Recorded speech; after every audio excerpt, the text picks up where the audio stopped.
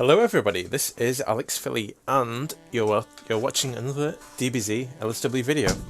So, it has been a little while since the last ones and apologies for the delay, but life has got in the way as I'm sure a lot of people are having to cope with different lifestyle changes at the moment. So, why don't I just play a little game in the background and I will talk about a few things. So, let's have a look.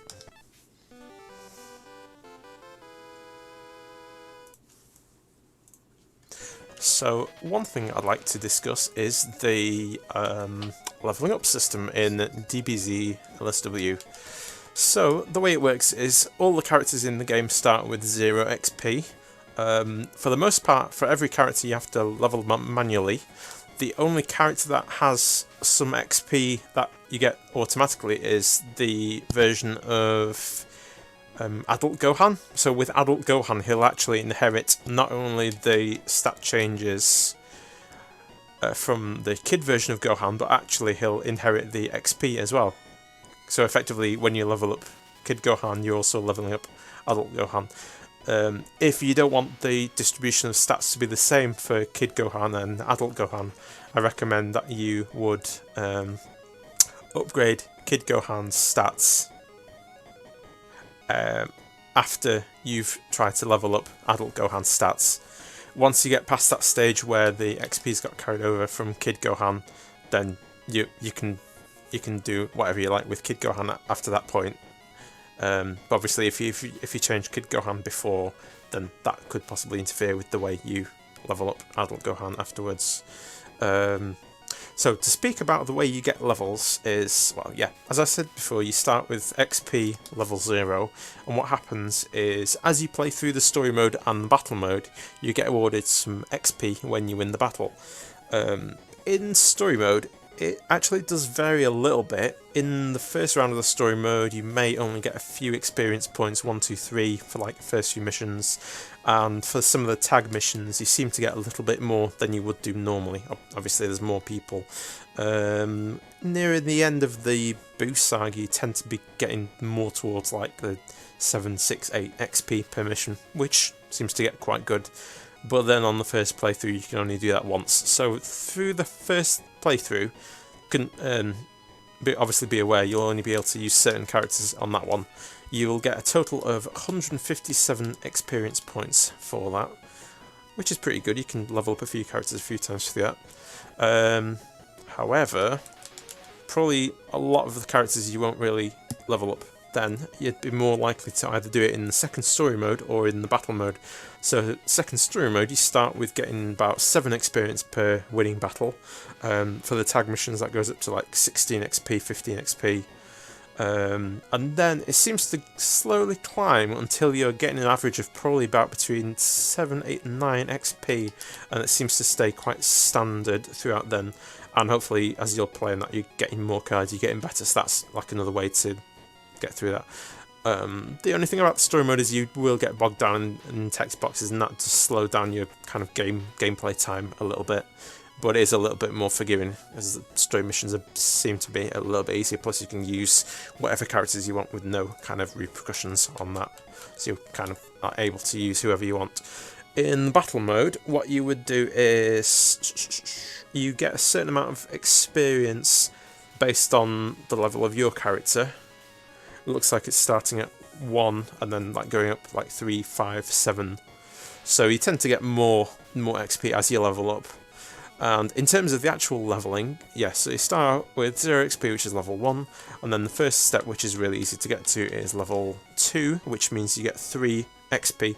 So pretty much after a few battles in either story mode or battle mode, you'll get to level 2. Easy enough, so you get your first stat point to use. And remember, with the stat points, for each character they have a different boost depending on what the stat is. So for example, Riku and Nappa tend to do a bit better if you give them a strength stat boost. And characters like Goku and Vegeta seem to do quite well if you give them an energy boost. Anyway, going back to the levels, so yeah, that's 3 experience required for level 2. For level 3, you require 15 experience, so that's going to be a few more battles, maybe a few more story battles, maybe a couple more battles in battle mode, and then you get to level 3, so you get the extra stat to use. From there, it starts to slow down a little bit. After that, it's 50 XP for level 4. In terms of battles, you're probably looking at a few battles on round 2 of story mode. Quite a few battles. A few team battles should help, and then a few battles on the battle mode should take you to there, but it probably will take a while. And then finally, ooh, you're not going to like this one, so it's going to take you 500 experience to get to level 5. So, unfortunately, unless you play loads and loads of characters, you're probably not going to get everyone to level 5. Obviously, that's a little challenge you can set for yourself if you want. But for that final extra stat point, you're going to have to do a lot and a lot of grinding. So with the round 2 of story mode, you can get up to 276 XP for that. So that is possibly not a bad way of trying to level up.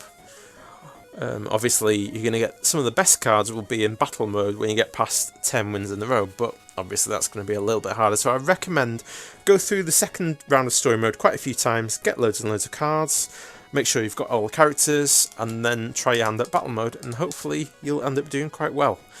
Yeah, leveling up can take a while. Obviously, the more fun you're having with this game, the less you'll have to worry about grinding and any boring times. If anything, just try and enjoy it. Try and enjoy the battles. Try and learn from the AI of the enemies as well, because they have some kind of predictable patterns that'll hopefully help you winning battles easier. Another option is if you find the battles too hard, you could use some cards like Deborah, which do an instant kill, or against the androids in story mode in particular, you can use the stop device, which will kill the androids. Just make sure that you're not using any of the androids. For example, 16, 17, 18, 19, 20, any of those ones, they won't be able to use the stop card because obviously it would kill them as well, so they can't use it. But any other characters, you can use the stop device, so you can use that to insta-kill androids. That'll make it a breeze going through the Android Saga, so that should hopefully make it easy. What else can I say? If anything, just have a look at the stat guides. I'm going to post a link in the description to Mochi's stat guides and XP guides, so you can have a look and see if you can find the optimal way of leveling up and the best way to assign stats. For some characters, you want to invest in a little bit of life if they're a bit weak. Obviously, if they're a bit more tanky, then you can spend the skills on other points. And it depends on... Have a look at what attacks you tend to use. If you use a lot of melee and a lot of beam attacks, try and level your characters up in that particular way to be able to help you out with that. I think that's about all I have to say on this, to be honest. What I'll do is I'll just carry on and I'll just hopefully show you the end of this battle. It's not looking too good for me, but I'll just keep going and see if I manage to win. I mean, I've tended to level up quite a few characters, especially with Raccoon and Nappa, who I tend to use quite a bit. And also I did the same with Vegeta, did that with Goku. But yeah, I tend to use it with characters I tend to level up with characters I use a lot. Did that with Frieza, did that with Cell as well. Also, it doesn't matter what form of the character you use, you'll still get the XP for all the forms. And I lost this match. So yeah, unfortunately, not really much I can tell you, but good luck getting the XP. Obviously, let us know if you've got any questions or comments. Give us a like below if that would make you happy. That would make me happy. Also, I shall start streaming some of the Dragon Ball Z Legendary Super Warriors sessions on Twitch. So, if you have a look in the description, I'll give you the Twitch link. If you follow me, you'll be able to get notified of when the next one is. And if you do miss the stream, don't worry, there's a 7-day catch-up, so you'll be able to watch the episodes back and see what happens. Anyway, thank you very much for watching, and I shall see you next time. Bye-bye.